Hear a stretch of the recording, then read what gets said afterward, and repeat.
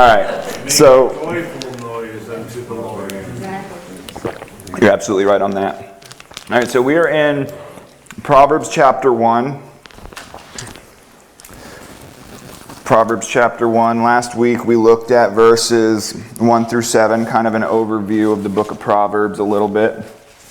Why we have the book of Proverbs, and looking at the fear of the Lord.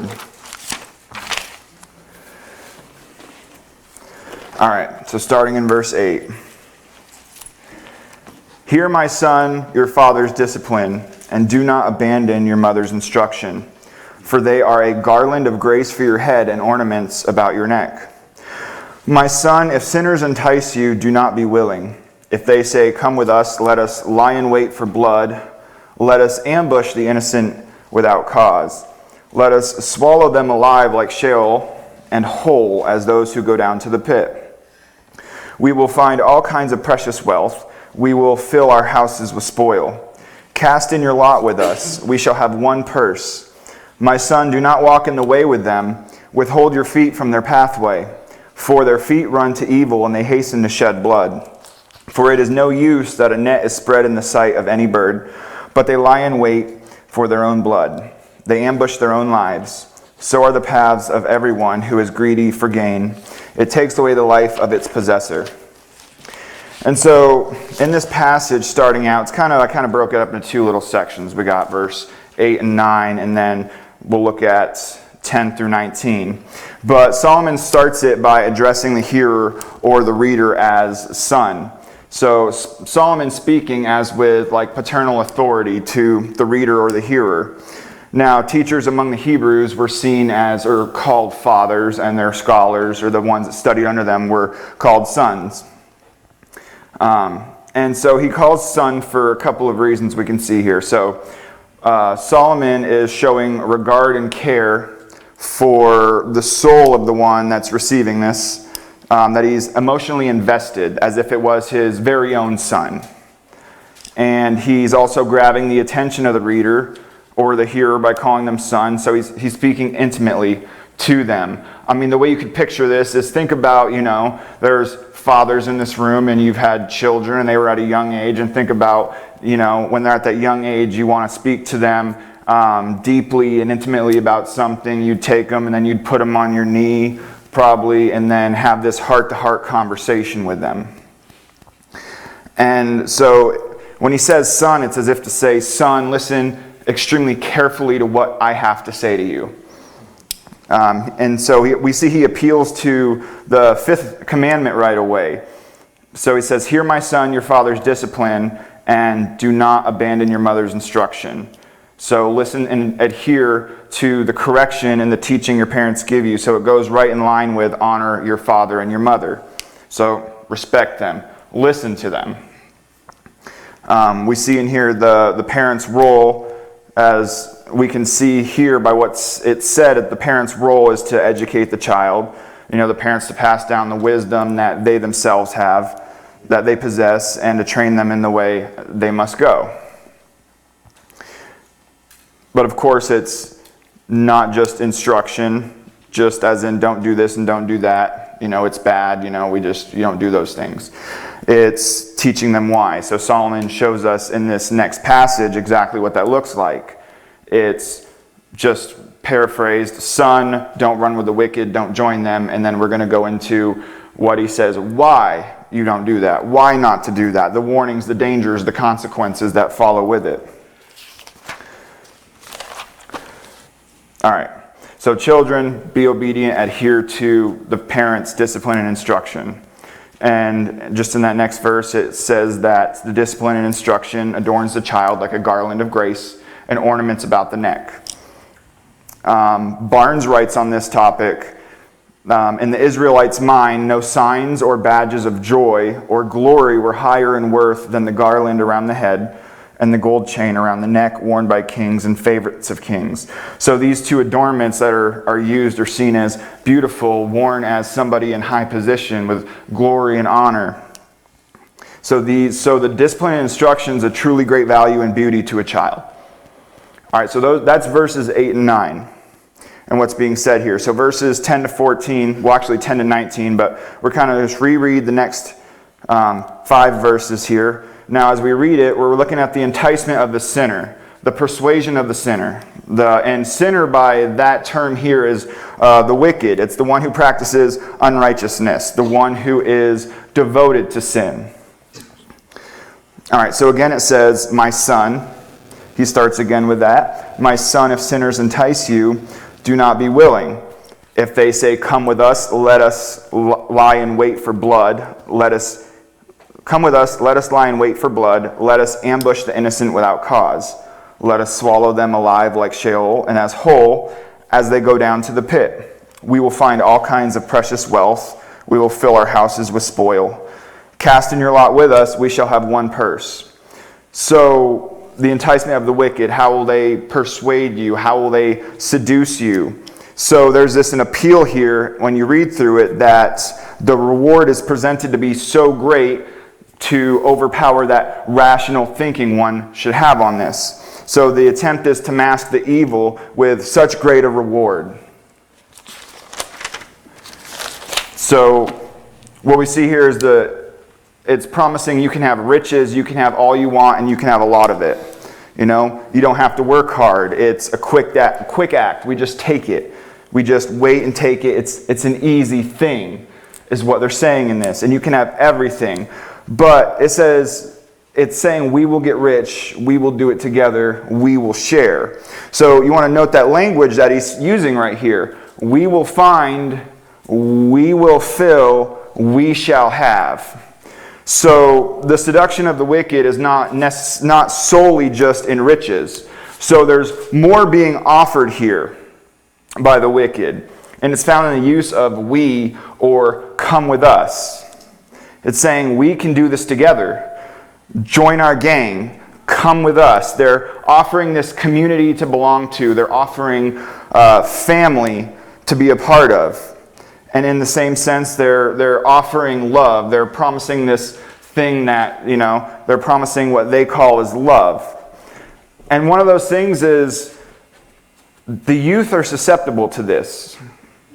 So growing up at some point, the youth faces an identity crisis. Maybe some haven't, but I think that's quite common. Like, who am I? Where do I fit in? And it can be more appealing than money to any child or any young kid. And so it can appeal to, for example, it can appeal to a child where, they live in a home and they have parents that don't ever focus on them or give them attention. They're, always on their electronics and doing other things, and the child is like they treat the child like a nuisance, or a child that's in a family that doesn't receive that emotion called love, that doesn't receive attention. I would say it's really common in the world today that a lot of parents that I've been around before out in the world, they don't take time for their kids. They just give them a bunch of electronics. Here, keep busy, leave me alone, I'm doing my thing. And so that is putting something else in the place of love. Whatever it may be, things get put into the place of where the love should be for that child. So whenever a child lacks receiving that emotion of love, it's not uncommon that the child will end up seeking love elsewhere. Or, that child will end up being in a situation where they finally feel love or feel these emotions, and they'll go there. On a side note, in today's world, it's a little more important in my mind when I'm thinking about this is now, even say like a child with a phone has even more access to the enticement of the wicked online. So, they can get attention, they can find a community on there to have identity, unity, what seems to be love to them. But it also can be appealing to, not just a young child, it can be a young adult. When I was growing up, I had that moment after high school. I don't know what I'm doing. I have no idea where I'm going, where I'm going to work. Am I going to go to college? Where do I fit in, really, essentially? Like, there was just this lostness to the world. I don't even know if that's a word, lostness, but it's a word now for today. It is for today. Yeah, do you think combine works? Sometimes we have to do it on the spot. So, and with a young adult, there may be somebody from a broken home. It's just, they're susceptible as well. So the wicked are promising riches, but not just riches, but unity and family. They're promising love. And in verses 11 through 14, Solomon is, it's written where it seems as if Solomon's saying, hey, this is how the wicked are going to come up and this is what they're going to say. Let us lie in wait for blood. Let us swallow them alive, like as if the wicked's going to come right up to you and say, hey, let's go kill people for stuff, and we're going to have all this stuff. But what's happening here is, I'm going to take from a commentary, it says, Solomon is not expressing their actual words here, but the true nature and consequence of the action and what lies at the bottom of their pleasant pretenses. So he's showing the true nature of the wicked and what's behind everything. But also what we can see here in the verses is that Solomon is also showing us the depth of evil that is the wicked. So in verse 7 it says, let us lie in wait for blood. So it's speaking of murder. And which tells us, that's, if they're willing to murder, and even attack the innocent, they're willing to do anything. They will do anything for what their flesh desires. And it also says, let us ambush the innocent without cause. So it says the wicked will even attack the innocent. Those who've done no harm, they've done, nothing to offend the other person. And, if the wicked is willing to kill the innocent, then they're willing to harm and hurt anybody. Wicked, unwicked, doesn't matter, young, small, old, whatever it may be. So he's really telling us right here that the wicked don't care who you are. They aren't bothered by putting you in a grave if they need to get what they want. And so that shows the danger of the wicked. And as I said a few minutes ago, the wicked doesn't just show up and say, hey, let's go kill people, let's take their stuff, we're going to go hurt innocent people. They don't just come up blatantly. Now, there may be times where that's happened, obviously, in the world, but that's not the usual way that this happens. So they don't just come up and entice you by speaking of the evil deeds that they do and that they want to do, because that's a horrible sales pitch, And so I wanted to so the sales pitch of the wicked is what you can have. Now I wanted to share an account of a person, his name is Paul Parsons, to kind of put this in a perspective that I think really demonstrates, how the wicked may act. So this man, he grew up mainly in Arizona, and he was raised by a single mother who worked, and unfortunately she would come home after work and usually drunk from partying and would pass out, and so late at night he would end up actually helping take care of his mom. And so he grew up and he didn't have much food. He wasn't very social. He didn't really have friends or family. And he ended up getting more involved at one point socially out in the community, from people from school and just people out in the community. So at age 12, a leader of a gang in that area, the one that was, the majority in that gang, as you want to say, controlling that area, ended up at his house and talking with him and ended up asking him, well, what do you eat? And so the next couple of days, that person comes back and delivers him groceries. And over the next couple of visits. And so Paul had only been eating like a meal, usually a meal a day at school. On the weekends, for the weekends, the school actually would send him home 2 meals, one for each day. And whenever his mom, it seemed that he would say usually his mom would end up at times bringing home a meal after work for him. And so there was times he went without eating. And so the gang started inviting him, to the hood. He got to eat all the things he wasn't able to eat. He started having pizzas, enchiladas, and burgers is what he would speak about, things he hadn't had, things that he, loved. And so the gang also told him things that he'd never heard before from his mother. He says they told him, you're smart, good things are going to come from you, you're a really good kid. And so he would be called son or little brother. And they took him places and they did things together. So then eventually he starts to witness, fighting and transporting drugs and trafficking. And then he came to a point where he said, he was okay with it all. He didn't care. That transition was just really smooth. And so he started doing it, and then it gradually grew to more and more. So as you could imagine, he was trafficking, he was selling drugs, he was enticing people to do drugs, and he was committing violent acts. And we can leave it at that. Now in between all that, he did actually end up being in a Christian church for a small period of time. So he did end up hearing about who Jesus was. But the one thing that really sticks out is when that youth pastor came and found him at one of the houses to bring him to church, found out where he was, Paul's response was, because it's like, hey, these people are bad, stay away from them, they don't like you. But Paul's response was, no, that's my dad, the leader, that's my dad. And so, but here's where everything kind of takes a kind of a twist, or a change. So at the age of 16, he ends up having a baby girl, and so he kind of like looks around at everything, and he's like, well, I don't want my daughter to grow up in this kind of a life. I don't want my daughter to end up like the other women that's in this hood and the way they act and things they do. He doesn't want that for his girl. So ends up going up to the leader, going to the house, and he wants out. Explains everything about his child. He just wants out for this. But, it's part of a game. And so when he goes to the leader and says, I want out, the response he gets is, the only way you leave is in a casket. And so here's the thing here is, so we already see he was enticed by the wicked.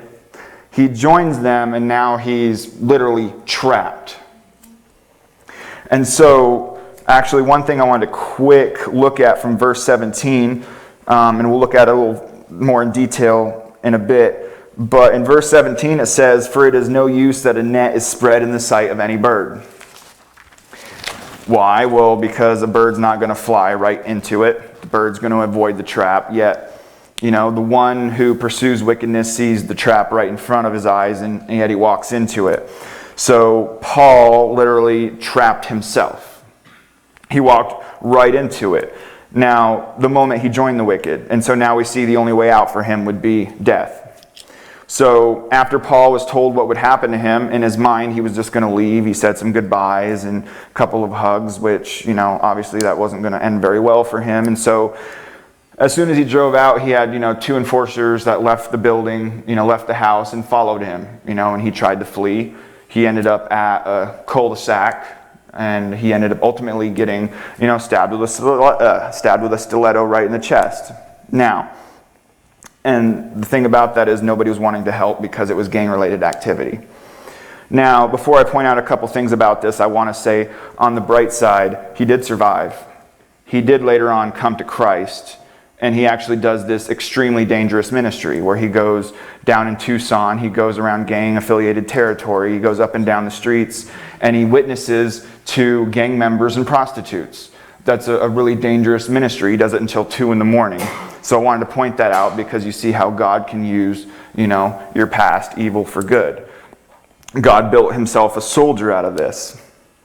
But it was only by the grace of God that he lived and that he escaped that path of wickedness, and he gave his life to Christ, because he had literally woken up in the hospital and the doctor couldn't explain how he was not dead for how much blood that he had lost.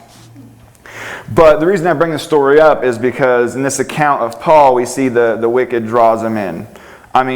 He knew this was a gang member, and you don't actually think of a gang member of doing good things. They're not out there, you think of going a gang member, you don't think they're out there doing good deeds in the neighborhood. So, it's known. But we have this sales pitch that was given to him. So here's all that you can have. You can have it in abundance. The rewards. So he not only tells Paul what he can have, he starts to have Paul experience what he can have by giving him tastes of what he could have. And once Paul's tasted it, he doesn't want to go back to not having that. He didn't have food. He didn't have who he could call family. So now that he's experienced it, he doesn't want to go without it. And in that case also, we see that the gang leader got Paul to establish this emotional connection with them, your family.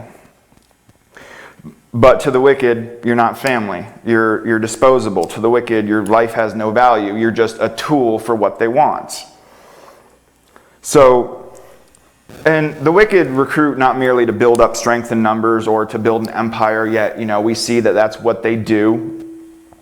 But in the heart of the wicked, they entice and they want more to join because to join them to mask the guilt that they feel. That's one of the things about it. To gain approval and to feel less guilty. So to make what is wrong feel right. To justify what they do in their minds. Actually, I forgot exactly where in Sunday school you talked along the lines of that. And I was thinking about it going, remember, I want to reference this because that was a really good lesson today. But I can't. But Brother John talked about it this morning too. If you would have been there, you would have heard it. So come next week. All right. So they want to make what is wrong feel right to justify what they do in their minds. So they want to make it into where many do it with you and make it feel like it's just a normal, acceptable way of life. Now stop for a second because I'm pulling away from the text on here for a second because I was thinking about that quite a bit, and it's looking at that concept but in a broader light, not just, with murderers and thieves. But think about that concept right there, that the wicked entices and wants more to join them, to gain approval, to feel less guilty, to mask their guilt. Think of the world and what's happening in America.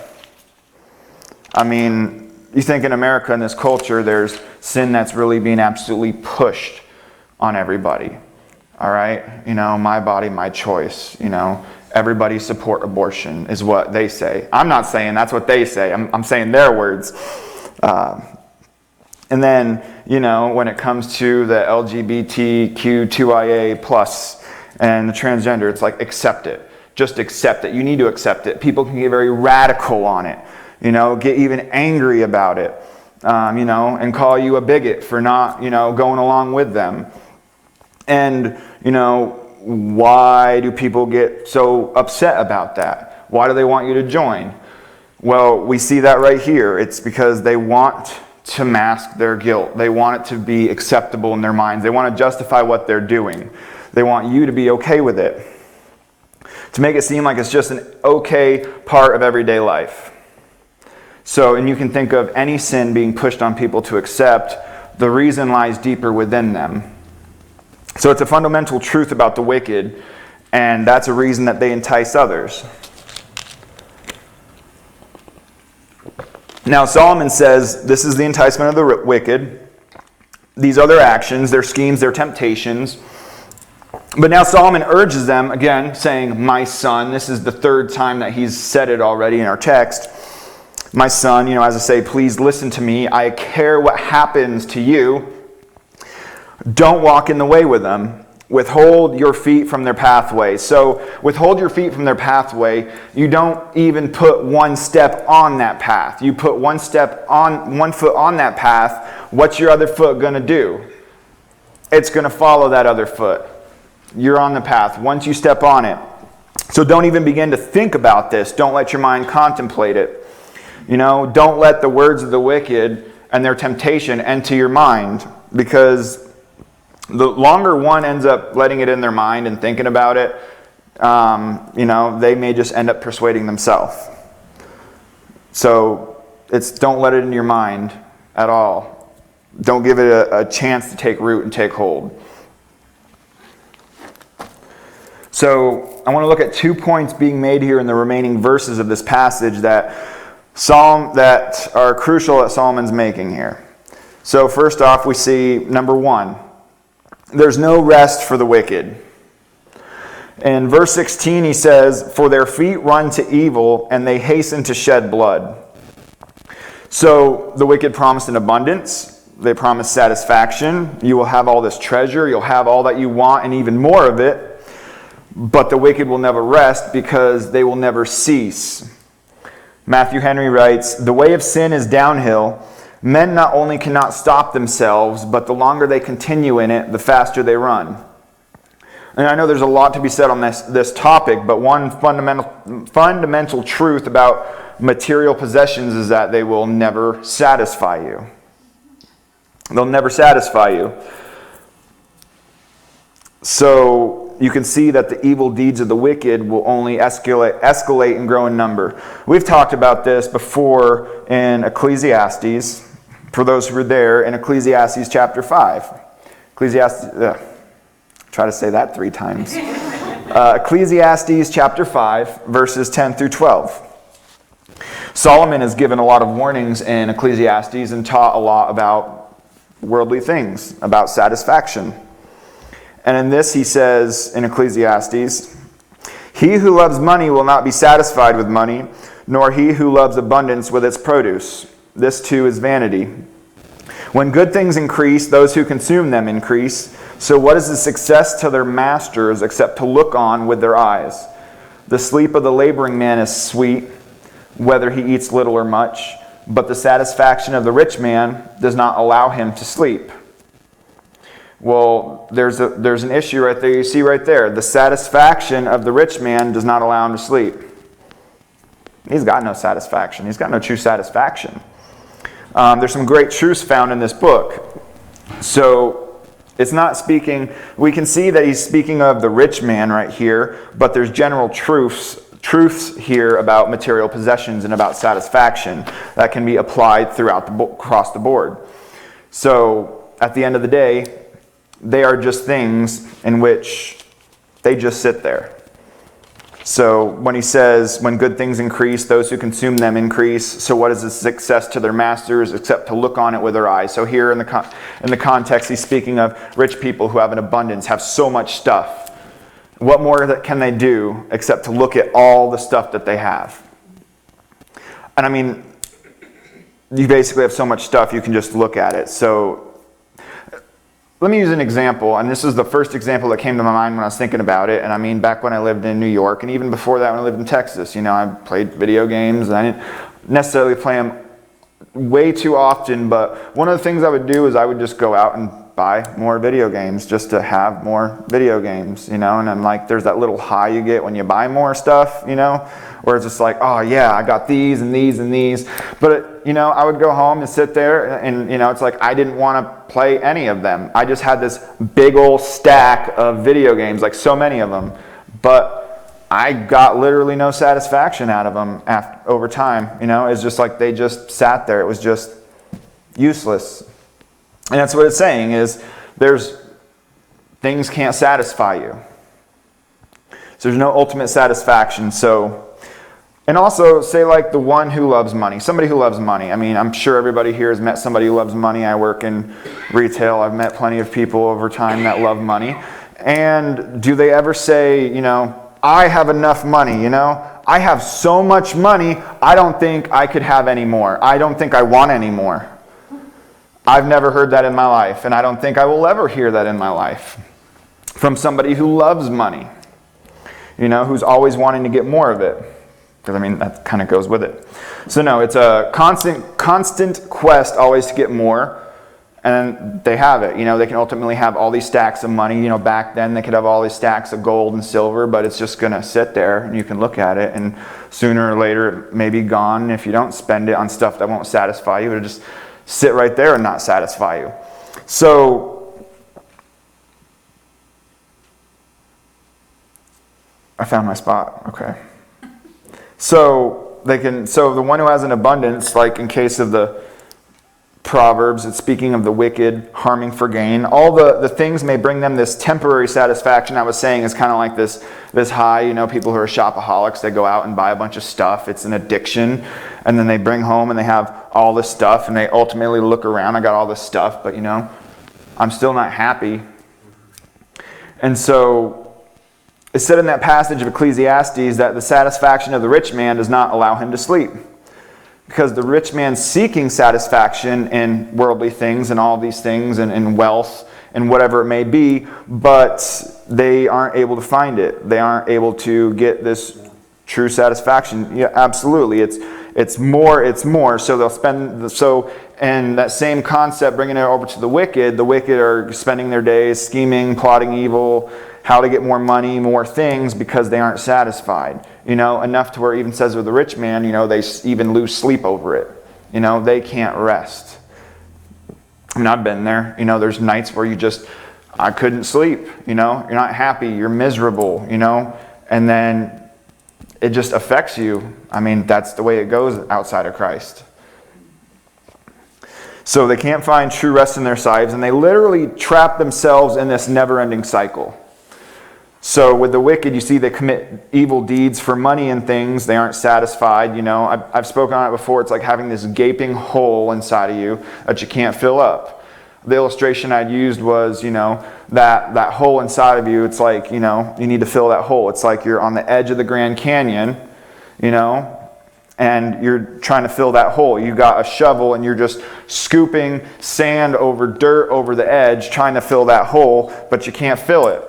That's the same way it is for the wicked. Even the same way for the one outside of Christ. There's a gaping hole in there where you're not satisfied. And you're not able to satisfy it. You try to fill that hole. So we see it becomes for the wicked a life of misery, seeking satisfaction in everything that it can't give, in everything that can't give it to you. So there's no rest for the wicked. Solomon is warning not to fall into this trap. Which brings us to our second point from this text. The path of wicked is suicide. And that is in verses 17 and 18. It says, "For it is no use that a net is spread in the sight of any bird, but they lie in wait for their own blood. They ambush their own lives."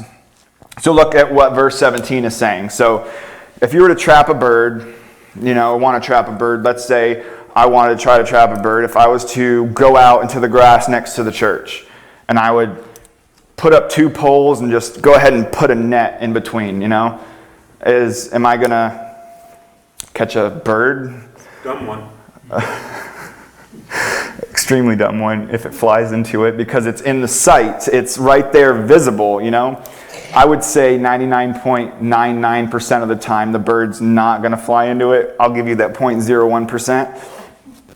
But, the bird's not going to fly right into it. The bird's going to go around it, fly away from it. It's going to avoid that net. I mean, that's why you don't see 99.99% of birds flying into a volleyball net. I had to add that percentage in real quick. Thank you. You're welcome.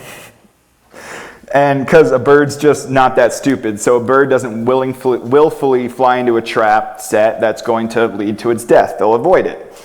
The image here by verse 18 is that the wicked, by pursuing wickedness, they set up a trap in front of them and they willingly run straight into that trap. Now, in which that trap will end in death. It leads to their death. So here's another way to picture it. And I mean, it's a little more of a serious picture to it, but I wanted to really get that language across, is think about in war. If somebody plants a landmine, to try to catch the enemy and kill the enemy, they're going to plant the landmine and they're going to, first off, remember where they put it, and they're going to walk away from it. They're not going to plant that landmine and then walk straight on top of it. All right? And so that's exactly what the wicked is doing from their actions. Now, Solomon is literally saying here that the wicked are being dumb. They're dumb. They're using a lower capacity of thinking than a bird with this. One commentator writes, "The sinner sees the ruin at the end of his way, and they rush into it and rush on in it." So they know the outcome. They know what their path leads to, yet they continue on it. I would say that, somebody along the way has warned them about the path that they're on. I was warned about that path that I was on. Even in that story I told about earlier, Paul was warned about that path he was on, not only from the youth pastor, but from a couple of other people. But that just continued along that path. We know what's ahead of us if we stay on that path. What the wicked knows. And so in verse 18 it says, they lie in wait for their own blood, they ambush their own lives. So it's saying they are harming themselves. They are literally in the process of killing themselves. That's what the actions of the wicked leads to. Now, verse 19, here's another one. It's verse 19, it's not just talking in this verse about murderers only. It's not talking about about what we would refer to as violent criminals when we get to verse 19. It says, "So are the paths of everyone," mark that, everyone, "who is greedy of gain. It takes away the life of its possessor." So it says everyone, not just murderers, not just somebody who commits really violent crimes or anything. Everyone who is greedy of gain, this is their path. And greedy of gain is not limited to money only. So greedy of gain is, you can say it as one who is greedy of gain is eagerly longing for gain, one that seeks gain from unrighteous and wicked practices. As Barnes writes, not robbery only, but all forms of covetousness are destructive of true life. So let's think about that for a second. So other than money, what else could it be other than money? So what about defamation? Slandering another person for fame. That's one of them. For popularity, it could be, people in the social media, people higher up, celebrities. It could even be, in more close and personal circles. It could be even, the people who lie to be in power, who they desire to be in power and use unrighteous and wicked acts to get there. I had one thought come to mind throughout the whole thing, and I don't even have to say that one. But people do that to be in power, to be in control. That is another thing of being greedy of gain. That's another example. But of course, you could say it could be shoplifting. It could be, say, you have a business that, let's say this business sells coffee in 1 pound bags. And they people up top knowingly sell these as 1 pound bags, but they're only putting 13 ounces of coffee in it. That's greedy of gain. They're doing this willfully. It's unrighteous. It's wicked. We talked about unequal weights and measures last week, very briefly. But that would be considered wicked. And the other example I came up with that I was thinking briefly on this would be, say, a contractor, somebody who goes around and builds buildings or whatever it may be for people. And, you have this contract drawn out, I'm going to build this for you. I'm going to use these materials, this quality, and, it's going to take this amount of time. And then, at the end, it's all done. They pay for that. But, if that contractor is one that goes out and ends up saying, I'll use these, but buys the cheaper material, cuts corners, cuts labor on there and everything, then that person is greedy of gain. He is doing something that is absolutely wicked to profit and to gain money. That's what he wants. And it says the greed of gain will take away the life of those who possess it. So the greed of gain will not only consume them, it will lead to their destruction. So the last verse I want to go to on this one is, we're getting close to the end. Proverbs 8. Proverbs 8, it's verses 35 and 36, really paint this graphic image to express what the wicked are doing to themselves. I would refer to this right here as the suicide of the soul. And now, of course, I'm not going to unpack these verses. That's going to be next year sometime.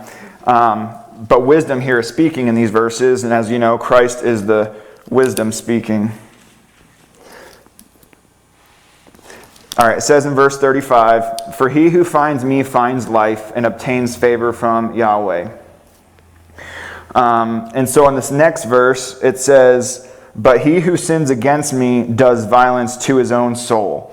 Now, I already know all of your translations out there, I'm pretty sure, either say one of these three things: wrongs his soul, harms himself, or injures himself.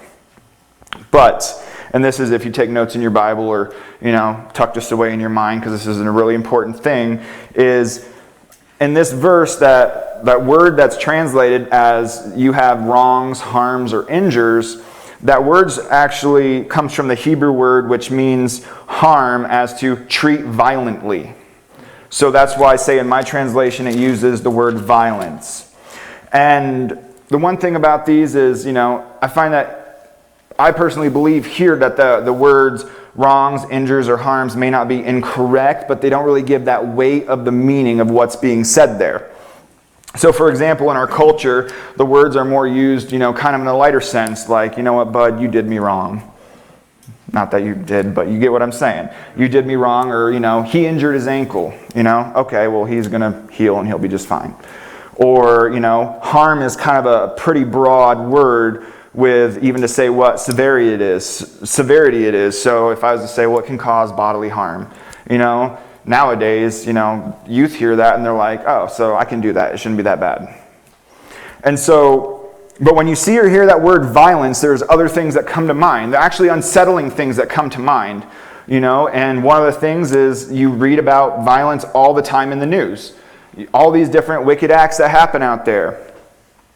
And so when you see it here, it gives the picture of what the wicked are actually doing to their own very soul. So their own very beating. So they aren't just bruising their soul, they're brutalizing their soul by doing this. And it's saying here, now, of course, here, the wicked are in the category of he who sins against me, which is wisdom, does violence to his own soul. We see the wicked is in this category. So it's telling us, if you choose the path of the wicked, you're choosing a path of death. And Solomon makes it really clear, like in black and white, speaking as a father to a son. But this warning and this truth that Solomon speaks of in this first chapter from 10 to 19, 8 to 19 actually, it's for not just for one specific group of people who have never gone down that path of wickedness. It's for two other groups of people. One other group of people is those who are actually on that path right now. There's the warning right there for them, telling them exactly what's happening to you. The third, I would say it screams at them, that they're not thinking rationally. You're not even thinking at all. But I find that it screams maybe even the loudest at that third group of people. It's those who are on the path of the wicked, who by the grace of God were taken off of that path. As if this screams to them, you were on this path, this is what you were doing to yourself, and they can look back at it and see clearly the truth Solomon is speaking. By experience, you can see this truth clearly. And the thing is, after you've been on that path and been taken off of that path, you can be tempted at times to go back. The tempter will be you. It's just Solomon's warning them, from this text you can get, don't go back. Because here's the thing, the mind can fight and convince, fight somebody at times, in your mind can fight you and try to convince you that, back those times were actually better. There can be this actual battle in the mind. And, the reason I kind of say it speaks louder with a bigger punch to the third group is, having experienced the path of wickedness firsthand, where it leads and what you're doing to yourself, if you go back, the best thing I can liken it to is it makes you as smart as a fish. All right? So a fish... right? A fish is in the water. It's not really that bright of a creature. I mean, it just isn't. And they have schools, yeah. I like that. I need to add that in somewhere for my notes. A fish is going to see a hook with the bait on it and just go straight for it and then just chomp down. And if for any reason that fish actually gets thrown back into the water, that fish sees that hook with a bait on it, the same exact one, what's it going to go straight and do? Right back to that hook and then chomp right back on it. I mean, you can liken it to the example I used earlier, the person who puts down that landmine. The wicked showed as seen as being somebody who sets down that landmine and walks on it. What if that person sets down that landmine, walks on it, it doesn't go off, he realizes how stupid he was and realizes the danger that he needs to never do that again, and then later on down the road looks back and goes, you know what, that actually seemed like a good idea, I'm going to go try it again. That's what that says to somebody who leaves the path of wickedness, and goes back to it. So, in closing, God isn't hiding any information. The problem is man hides the information from himself. They ignore the warnings. They ignore all of this. So God gives the information and warnings, and man looks at it and thinks, God's trying to hide something good from me. The wage of sin is death. But The gift of God is eternal life. Don't eat of that fruit. Don't eat of that fruit. Hey, how'd you know we were going to Genesis 2 and 3 for just like 2 seconds? I read your notes, Mel. No, I don't. I sometimes read my notes. All right, so man hides, so it's like man saying, you know, God, you're trying to hide something good from me. Yet man hides what is good from himself by submitting to his flesh and not the Creator. So it starts back in Genesis 2 and 3. God tells Adam, if you eat from the tree, you shall surely die. Satan comes to Eve, you know the story, and says, hath God said, you know, you won't die, you will be like God. So Satan the deceiver is saying in this, God's withholding something good from you. And that is the exact same message of the wicked. All right, let's pray. I'm sure that when they're ready for us to go and eat, they'll open the doors, and Bud's nose is working. All right. Father, we come before you today in thanks to give you glory and honor and praise. We thank you for your word, for what we can take from your word, and the warnings that you give us, because you do not want us to go down these paths. You do not want us to go away from you, to seek the things that are bad, that are wicked. And you even warn us what we're doing to ourselves if we were to go on that path. You are all wise. You've given us great wisdom in this book. We thank you for bringing us all together here today, that we could worship and praise you as one body. We thank you for all of the food that is here today that you have blessed us with, for the people who are working in the kitchen to put it all together.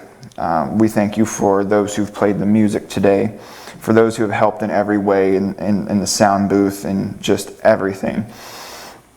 I pray that you guide us through this week and guide us through each and every day, that you strengthen us, discipline us where we need to be disciplined, and taught in the things we need to be taught in, and that you do it in whatever means that you must.